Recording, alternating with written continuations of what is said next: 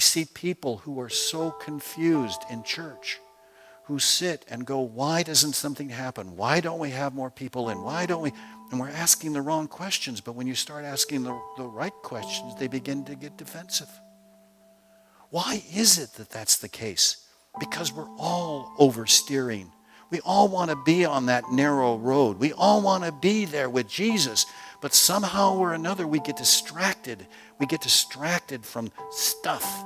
We get distracted from our old life. We get distracted from the way it's always been. We start to trust in the old stuff rather than what God is creating within us. We come to church and we think that it's going to be an extension. We'll get into this next week when we talk about the community. We think that the church is a church family. But what we don't understand, it's God's family. It's not an extension of your experience in your family and how you acted with your siblings and how you acted when you had your temper tantrums and how you deal with each other and how you stabbed each other in the back and played around with other brothers and played power games and everything else. That doesn't work in the church.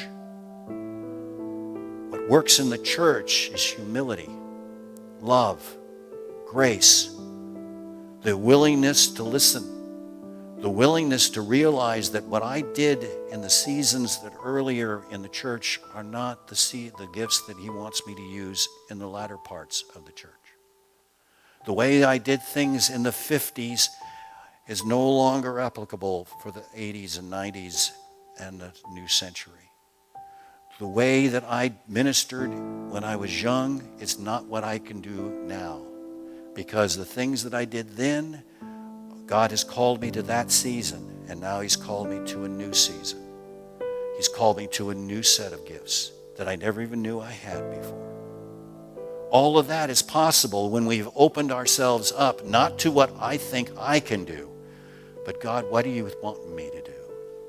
And through prayer, and through study, and through complete submission to the Spirit, you begin to discover those new activities that you never thought that were possible for you to do.